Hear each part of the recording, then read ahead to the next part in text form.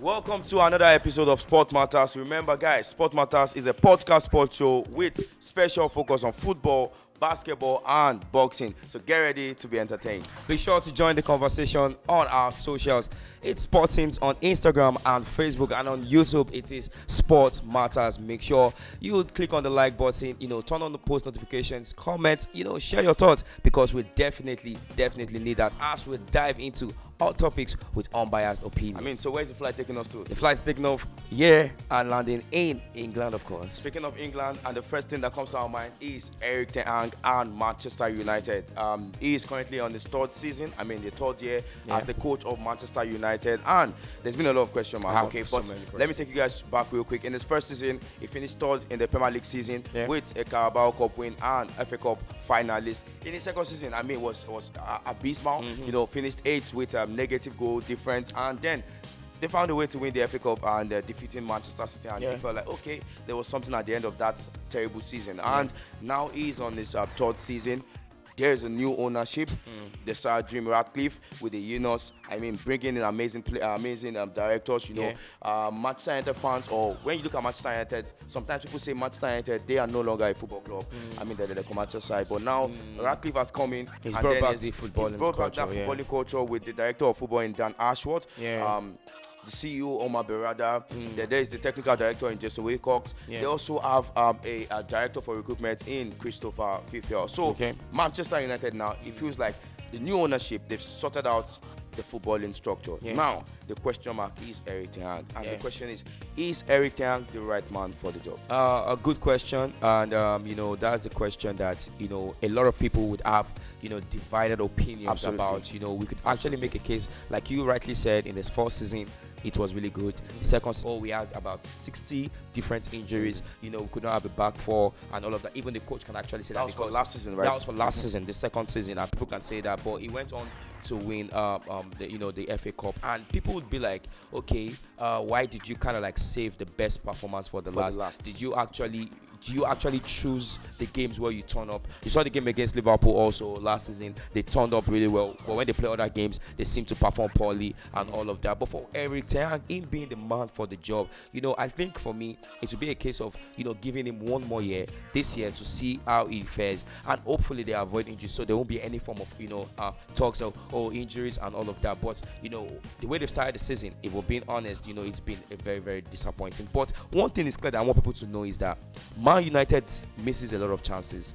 The chances creation is actually there. It's actually it's not like they're not creating chances. Yeah, it's not like they're not creating chances. They're creating it, but putting it at the back of the net now is not the problem. Some people would argue that Manchester United is too big for a gang. Are you on that narrative too? So the reason why I'm not on that narrative is that the predecessors from Sir Alex Ferguson, none of them lived up to the hype, to the tags. We're talking about David Moyes, who Sir Alex Fergie selected by himself single-handedly. That was a wrong move. That was a wrong, definitely. And I wouldn't want us to go back that far. There was Louis van Gaal at some point. There was Jose Mourinho, special one. Everybody knows how great he is. So to come there and still underperform. Yes, people can say, oh, he won trophies and all of that, but hey, we're looking at a United squad team, a Manchester United where we want to see them go 10 years of dominating and all of that. So Eric Ten Hag, I wouldn't say it's too big of a job. I just think he needs to get his things right. I like when you said Manchester United, you want them to dominate for long years, but hey, there's am I sounding like a Manchester United fan? Yes, kinda. I'm actually not a Manchester. Yeah, he's not. So there is a Pep Guardiola Manchester City. There's Mikel Arteta's Arsenal, and also there is Liverpool there, even though Jurgen Klopp is no longer there. But for Manchester United and Eric Ten Hag, that's a big question. That's a big, and we want everyone to be involved, including our viewers and everyone. Is Eric Ten Hag the right man for the Manchester United job? And yes, it's important that you guys drop in your comments, because we love reading you guys' comments, to weighing on if Eric Ten Hag is the best man for the job. And we take off from England and we head straight to USA, the home of basketball. Absolutely. NBA, as no doubt. Is there any debate? I think the only one that can actually go 1v1 is the Football League when they have their Super Bowl. Okay. The fans is actually very, very like it's massive. No, okay. I mean, in terms of basketball, like, can any country? No, definitely I mean, not. battle I thought you were talking about America. the sports in America. No. No one can battle America. So yes, and we'll be discussing, the next gen. I mean, the likes of LeBron James going into his like 22nd season. He's 39. He already has his young boy, Bronny James coming up the ranks for the Los Angeles Lakers. There's, Chef Curry, as we call him, the best three-pointer shooter in the history of basketball. KD, Kevin Durant, who's been there, done that, 4-time gold champion in the Olympics. That's really great. And there's a couple of others, who've battled with injuries, and there are some that have retired. We're talking about Carmelo Anthony, with the signature moves and all of that. Now, let's discuss the next generations. There's Shai Gilgeous-Alexander, who took, Oklahoma City Thunder to the best seeded in their history last regular season. There is also, Ant-Man, Anthony Edwards, who won the gold medal with United States of America, and who also took Minnesota Timberwolves to the playoffs. As far as that, there's Luka Doncic, who will tell you, I'm no longer a young guy anymore. Luka Doncic or Luka Magic? I beg your pardon, Luka Magic. I mean, the guy who came from, the famous Real Madrid basketball academy, and we're looking at these guys, but I just want to put you on the spot real quick. It looks like all of these guys, they've shown, they are so good. They are brilliant. They've shown how good they can be when the big guns are still there. We won't have the big guns, forever. They will be gone very soon. I mean, going into the season, we expect them to like reduce or, except if you're LeBron James, because it's only LeBron James that have gone as far and still doing it, But who takes the baton? Talking about these young guys. There's Jason Tatum. Yes. Funny enough, he's 29, but trust me, he's still a young guy. Two gold medals. I think the second player to do it to win the NBA championship, the gold medal in the same year. So, I mean, who guesses for you? Let me hear. So you've mentioned a lot of young, exciting, interesting basketball players. But you put me on the spot, and I just got to go with one. And for me, the name on my head is Ant-Man, Anthony Edwards of Minnesota Timberwolves. So when I watch him, I like to think, so this is not like comparison stuff, but I like to see like, I'm seeing a little bit of LeBron James in him. So most things about these guys, sport guys, is about them staying fit, staying healthy, staying hungry. Staying hungry, very important, and having that luck, that bit of luck, not getting injured for long, and then managing their fitness well, and I agree. energies and stuff. For me, it's definitely going to be Ant-Man. Just to pick up what you said about Anthony Edwards, you need to see how he, embraced the opportunity to play with these guys at the United States of America basketball team.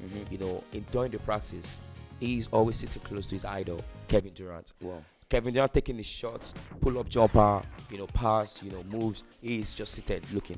When LeBron James is doing his whole pre-match everything, he's there with them, and that's like you can only learn from the best. Only learn from that. He grew up watching these guys on TV. And then he's living his dreams. He's in the same space, the same circle as them. I mean, a student, what you have to do is just watch them up close and learn. Pick up everything, because when the season starts, trust me, LeBron is with the Los Angeles. He's a rival. Can I tell you what he said in when they asked him about his idol, Kevin Durant? He said, Kevin Durant is my idol, but when we get on the court, I want to dunk on him. That's the truth, and you would see you can see when the NBA season starts, the regular season, you see a lot of that, and then you'll be thinking, was this not the Anthony Edwards that was watching these guys up? But that's just how it is with the game. Yes, and that's even how it is with the sport game. When you have the chance to train up close with the GOATs, you just have to pick up every pieces from them, and that's why it wasn't hard for me to just. I mean, you mentioned a lot of guys, I must say, but it wasn't hard for me to just pick up Ant-Man. I'm just hoping like he stay fit and then enjoy his game. One thing I like about your opinion there is the fact that you didn't even base it on talent. No. Because if we're going on talent, we can easily say Luka Magic. We can easily mention a few all others. But you're not basing it on the commitment. The talent, obviously, because he's talented, and the overall package, which is actually good. But we need, our fans. You guys are the real MVP, and we need they could tell us. They can even mention names that we didn't even mention. Of course. course, we need you guys to, drop in those comments and those excited comments, and we want to enjoy everything. Absolutely. I haven't talked about football. We move to basketball. Now let's take you guys to boxing. I like the fact that boxing is getting that traffic. Boxing is getting that engagement now. Yeah. I mean, we read comments and would see guys showing passion, talking about boxing. I mean, sports is wide. Okay, Absolutely. so that's why we take you guys to boxing. And now boxing. When you hear boxing and you hear Tyson Fury. You feel like, that's a name. That's a name. A big name, actually. Tyson Fury, is it surprising? Not to me, okay, but so surprising to some that he lost the unification fight, versus Oleg Usyk. Yeah. There is a rematch. Yeah. With boxing, we don't know how it is with rematch. You can pick a date, and then before that date something comes up. Yeah, probably injuries or one of that. But we are open. We are going to see Oleg Usyk versus Tyson Fury 2 this year. Hopefully December. Yeah. And definitely the home of boxing. So when we talk about basketball, the home of basketball is where? United States of America. The home of boxing right now, trust me, guys. Saudi. It's Saudi, and the colors, everything is the hype, ceremony, the way they do everything. Yes, the hype and everything. It makes sense. So just to pick up from what you talked about, Tyson Fury and all of that. You said Tyson Fury, you said 2. Trust me, we might actually see Tyson Fury. You said 3. Because I'm pretty sure that if Tyson, of course, there's a big if, because we need to put some respect on Oleg Usyk's name. Absolutely. Yes, he can actually get that second victory. But if Tyson Fury get the win, definitely Usyk would probably, or most likely, insert a clause for a trilogy. So do you think we're going to be seeing like a back and forth? Like, for example, Tyson Fury wins the second fight, they go on to play the third, the trilogy. Usyk wins. They're going to play a fourth. We've never seen that. That's going to be first of its kind. It's going to be crazy. Do you think they will have like a fourth fight? There'll be a clause. Wow. Yes, I think so. Because it feels like only if, for me, I feel like only if Usyk win that next fight, the second fight, then that's all. It's game over, because there is no redemption anymore. If Fury, lose the second fight, is it the end of Fury? Like, you think it's just going to?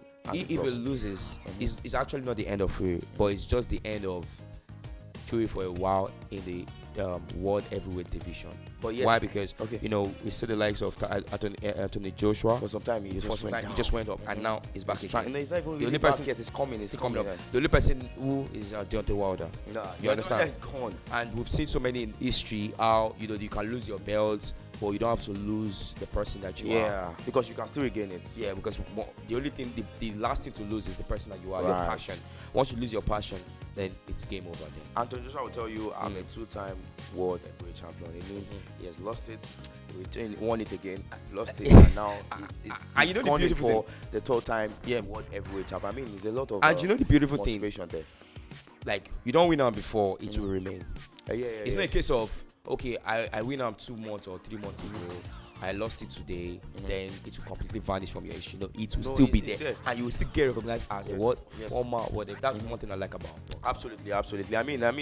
There's a lot in the world of boxing. There's so many fighters that we've been watching lately, and we need our guys, our viewers, our fans to tell us, to put out names, maybe names that upcoming boxers. Yes, that's interesting. That even we haven't really seen them, but we're looking forward to them and all of that. So guys, tell us what you think. Tyson Fury versus Oleg Usyk 2. Who is going to win it? Absolutely. Be sure, to join the conversation on our social media page, Instagram and Facebook. It's Sports Things.